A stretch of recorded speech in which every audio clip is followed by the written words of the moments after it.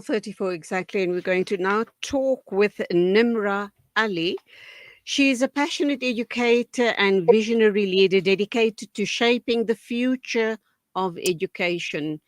So you might ask how? Well, simply with a strong commitment to fostering an inclusive and innovative learning environment. She founded the Noor Center for Autism, and this is to empower students to reach their full potential. Nimra Ali, Assalamu alaikum. Welcome to the program. Lovely to be talking with you today. Wa alaikum salam. Jazakallah for having me. So, why are you so passionate about children with autism? So basically, there are many schools all over, but not many schools cater for the individual needs of our autistic learners. And when you see them flourishing, that keeps you motivated. When you are able to assist them to gain independence in their day-to-day life, I think that just keeps you going. How long have you been involved in this area of autism and realizing that you need, or rather, the community needs to work with children to truly, reach their full potential?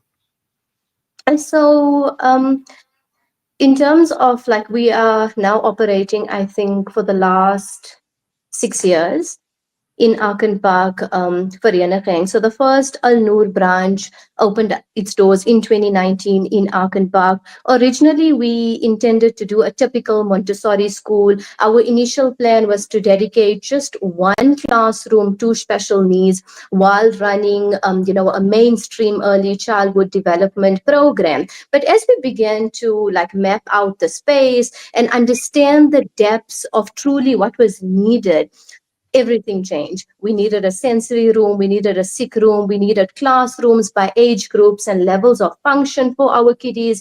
The more we explored what was required, I think the clearer it just became that, this is not just a side component, it is the heart of everything that we needed to do. And before we knew it, the entire property was dedicated to special needs. So that was our aim. That was, I think, our turning point where we finally chose to commit to creating an entire environment focused entirely on supporting our individuals with special needs. It was a decision driven, I think, by passion and the undeniable demand in the community at that time. And now, 6 years later, we are opening our second branch here in Lenasia.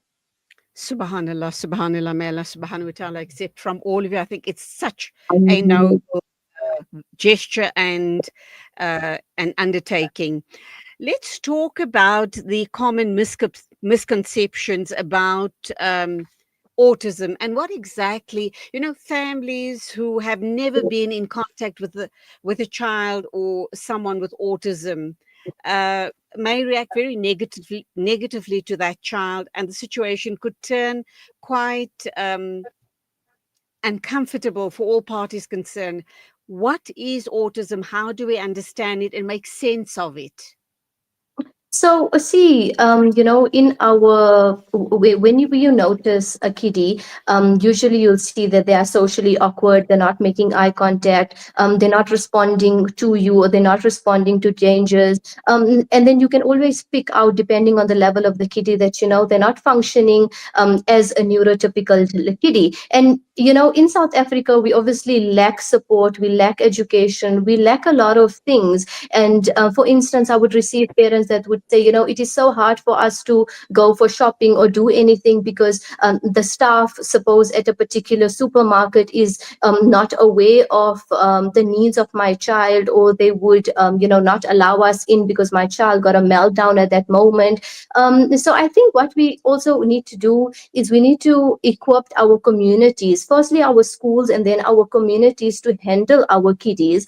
So autism is not treatable as it. You cannot say that, look, I am no more autistic. A learner is obviously born with it and they have to live with the challenges. We are merely a medium of trying and making their life much, much better in the process. So I think in terms of understanding autism, we need to train our community. I think that would be my next goal in hosting workshops and parent support groups, and see if we can educate the community at large, and that's how we are going to indirectly make a big impact on our autistic individuals.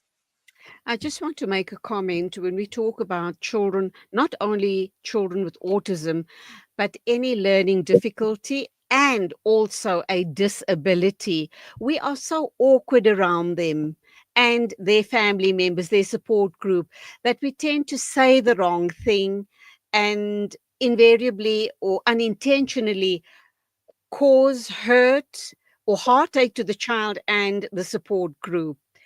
Oftentimes, when we try and engage with the child or the child with whatever disability he or she might be undergoing, we engage in an unrespectful way. We speak too loudly and we patronize the poor child. So, with organizations like yourself, I should hope that inshallah going forward, you can empower us or just teach us how to engage with the person concerned and the family with respect and with love. Inshallah. So that's our aim going forward. Once we're more settled, if we could, like I said, host workshops and support groups free of charge, where anyone and everyone that is wanting and willing to learn is welcome. So previously in Arkan Park, in the Val area, we have hosted workshops where we went to mainstream schools, because that's the complaint of parents that we received, and teachers as well, that we don't know how to tackle or handle. So we took the initiative, our team, and we went out to the various schools in our surrounding areas, and we hosted workshops for the teachers and the parents. So I hope to do the same in the Lenasia region as well. Inshallah, Ameen. So let's talk about your current school and then also the opening of the Noor Center for Autism in Lenasia. Undoubtedly, there must be a huge need. That is why you're opening. Would you like to get a drink of water? I can give you No, a no. minute. Or are you all right? Okay. And your school in Vereniging, is it fully subscribed? Meaning In that terms, that you have a, your school is catering only for children with autism, or is it no. other disabilities as well? And So we have having autism. yes, carry on, carry So on. we have autism. So we have autism at the moment, Williams syndrome, Down syndrome, CP kids. So autism and related disorders of the age from 2.5 up to 15 at present.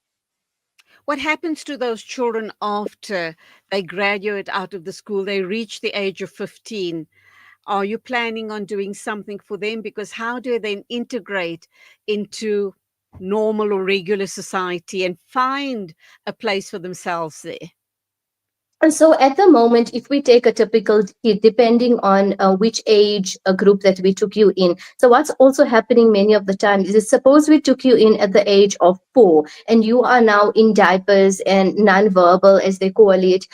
We are able to regulate you, work with you. And if you are delayed in other parts as well, see if by the age of 6 and 7, we can get you on par with your peers, so we can then send you back to mainstream. So we don't necessarily wait for a child to outgrow our premises, but for us to say that, look, we are catering up to the age of 15, gives us a nice structured size or amount that we are able to work with. So each year we send kiddies back into mainstream once they're ready. So it could be grade 1, it could be grade 2, depending on when we receive the kid, how long it took us to get to that level, and then send them back. But what I have also done now is we have opened a remedial stream for more of our academically structured kiddies that don't fit into mainstream but have outgrown our school at the same time. So adjacent to our property now, as of last year, we have done so. Subhanallah. Um, so let's look at your school, how many pupils you have at your school, and then let's look at this new school or this new a Noor Center for Autism in Lenasia. How many pupils would you be able to accommodate there? So since let's start off with Arkan Park, which is our first branch. So since the center opened, we opened our doors, like I said, back in 2019. The center has grown in every aspect. We began with a small team of 2 individuals. We now have a staff of over 15, including qualified therapists. In terms of students, I started off with 3 students, one of whom was my own son. We have now expanded and we serve just under 40 individuals in Arkan Park. With obviously diverse needs, different needs and goals.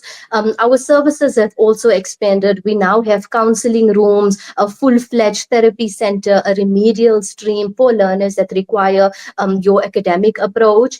We also planning on seeing if we are able to have hippotherapy and hydrotherapy in the future. So that's now your Arkan Park branch, which is well established, I would like to call it so. Now, in Lenasia, we are typically 2 weeks old. We're starting our classes on the 4th of August. We are currently busy with enrollment.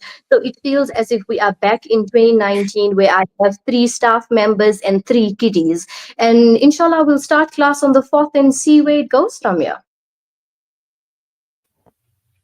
I just had a coughing spasm there, got it from you. So let's take an ad break and we'll come back and talk some more about this amazing initiative of yours and how, you can expand even further than Indonesia, inshallah. Investment and advisory services from an award-winning firm? Look no further than the Belmont Mayer Group, your gateway to unparalleled investment and wealth management. At Belmont Mayer, we believe in the art of wealth creation, a meticulous process fueled by our unwavering commitment to excellence. With a focus on providing elite alternative investments and quality advice, we also pride ourselves on maximizing value for our esteemed investors as seen through our consistent outperformance. Your financial success is our top priority. Join us at Belmont Mayer and experience the difference firsthand. Ready to embark on a journey of greatness? Contact us today. Reach out to the Belmont Mayer Group on 078 786 1698. Call or WhatsApp or email us at info@belmontmayer.com. Elevate your financial future with Belmont Mayer, where every detail matters. Discover the Africa of your dreams and surround yourself with her spectacular beauty. Relax beneath her serene sunsets and explore wildlife at its natural best. It's where the pride of Africa comes together. The Kwantu Private Game Reserve. Get to know the Big Five or cruise on an elephant safari game drive. Interact with lion and tiger cubs and enjoy world-class halal cuisine while we pamper you during your 5-star stay. Indulge in the true African experience. For reservations, call now on 042-203-1400 or visit kwantu.co.za. The Kwantu Private Game Reserve, the place of gathering. World-class financial services only at Sapphire Global, your financial partner. If you are looking for Islamic, Sharia, and ethical financial products, look no further. Sapphire Global offers a wide range of financial service offerings from short-term to life and investments. A full-service center with all financial requirements under one brand. Our highly skilled and experienced consultants are ready to help protect your financial future. Contact us on 041 001 0184 or visit our website on www.sapphireglobalfs.com. Sapphire Global is an authorized financial services provider. Make a conscious choice. Sip for change and support Palestine Drinks Africa. With every can, you help end the genocide and stand in solidarity with Palestine. Choose between our original or sugar-free options available in the case of 24. Every sip is a step towards justice. Every purchase a powerful message of unity and support for the Palestinian cause. Contact 082 888-1440 or 082-7739-556 today and be part of the change. Palestine Drinks Africa. Sip for change. Liberty for everyone. Rejuvenating media day by day. This is Salam Media.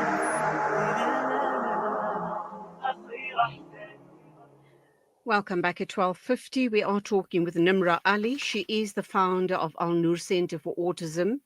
And she says it's more than a school. It is the heartbeat of autism support in the community. And alhamdulillah for that.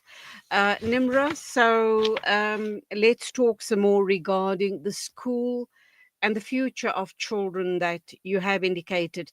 Once they're out of the school, they do then try and integrate into mainstream. When we talk about your school and also the An-Noor Center in Indonesia, this would require very specialized teachers and support staff. I mean, you need teachers who have special needs training. That must have been a challenge as well.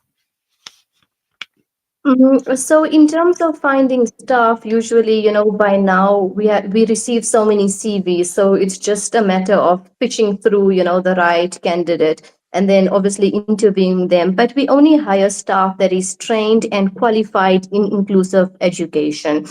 And so our staff comes with a strong foundation and relevant experience and deep understanding with the kind of work that we are doing. So all you have to then do is equip them with the way your place works and maybe your report structure. But because they are qualified and have some experience, it's not that difficult to integrate into our system. You've indicated other children apart from having autism, but autism related or type of conditions as well. What would they be, and does that not make is that not more challenging for the teachers and the staff, because it's not one specific type of condition? There's a whole range, and also autism does come on a spectrum, so no two kids are alike. Their needs are so different and so specific. And so what we do is we divide our kiddies by the age group, right? And the levels of function. So when we do so, we have made our lives easier. So we would have all our toddlers perhaps in one class. And whether the child has CP and is nonverbal and has autism and is nonverbal, the speech approach, the Gemini program that we use is pretty much the same. Now, how the kid would then, soak in the program or progress would entirely depend on how well they comprehend. Your journey started with your own son. How old is he now? And you have embarked on these schools of hope. They truly are centers of hope for people who find that they've got a child that is differently abled, and they kind of wonder what's the child's life and their lives going to be like for years and years and years to come. So where are you now regarding your journey with your son, and what type of support and hope and encouragement do you give to other parents that come to you for the first time and say, we don't know even where to start, where to begin? What's this journey going to look like for our family? Because it impacts the entire family. It's not just the child and his mom, or just the child and the parents. Yeah. So back in 2019, when we started our first branch, or when I started, like I said, I wanted to do a typical Montessori school, and then with some special need. I didn't just want to solely focus on special needs. So my son being part of the three kiddies that we started off with was because just at the end of 2019, early 2020, if you remember, we went into lockdown. And so all schools were closed. So we were obviously operating from time to time, depending on, the leeway from the government. And my son was about 2.5, 3 years old at that time. So I took him into my school. So he necessarily did not and does not have autism. And so obviously he grew with me until he was an age going kiddie, going to school. And now he's functioning absolutely normal he's in grade 2 at the moment. He's 8 years old, and we don't have any concerns or barriers. So I cannot say that my journey and the journey of a mom, that was struggling at that time is the same. I think I've had it much, much, much easier being a mommy. And then if I go back and think about the kiddies we had back then, so we have one individual which I remember. I think he was our second kiddie, Teboho. He is now at fundamental primary in Three Rivers, and I think, if I'm correct, the mom contacted recently saying he is in grade 2 going to grade 3. So when we had him, he was 2.5 years old, same non-verbal, screaming in nappies, not communicating at all. And he's shown such great progress over a span of 2 to 3 years that he is currently now functioning in a mainstream school, like many others whom we have sent after him. And it's very difficult for them to say that he came from a background with learning barriers. So we call it early intervention. So the earlier that we can get a child, the quicker we are able to work with them and send them back out. But unfortunately, that's not the case for every learner, because like you've mentioned, parents would, be like, okay, he'll outgrow this, and then maybe they are in a form of denial, and it takes them a while to just reach to us and open up and seek the help. And then obviously, if we receive you at the ages of 8, 9, and 12, whereas to we could have worked with you at the age of 2.5, it's very much different. But we receive every learner, how, in whatever form or level they come in, and we work our way up from them. I think we have grown so much in the last 6 years that irrespective of your diagnosis, medical history, or challenges, it doesn't overwhelm us. We are able to work with you. In closing, then, what is the advice you'd like to give to people watching us this morning? And the key pointers, perhaps, regarding how do you spot your toddler? What are the signs, possibly, and symptoms that one should look out for, and then realize something's amiss here. I'd better have him or her checked out. And based on the diagnosis from a medical health professional, then make a decision as to when he or she is ready to go to school, where they should be going to give them an equal opportunity at learning and growing. So, if you're a parent currently of a toddler, more specifically a toddler, and you see that your child is now missing milestones, he is not babbling when he or she should, he's just delayed overall. Do not wait very long to say he or she will outgrow this, or I'll see what happens when she's 4 years old, or he'll start speaking when he's 5, because you are now not working for your child, you are working against your child. So my advice to you would be, please seek the help, go and see a doctor, not necessarily being diagnosed, but just to see that, what, my child is now missing milestones, not making eye contact, irritated at night. There are different signs, obviously, that you would pick out as a parent. If you have other kiddies, you are able to compare them and say, okay, this is what happened with my previous child, this is what's happening now, or your family history better. Based on all those things, many times parents would come and say, we were hoping he or she would outgrow X, Y, and Z. And before you know it, time has gone by. So please seek the medical diagnosis in your area. Go and see a speech therapist, go and see an OT, go see the closest school, and see if they can obviously advise you, guide you, and then you take it from there based on the kind of support that your family requires.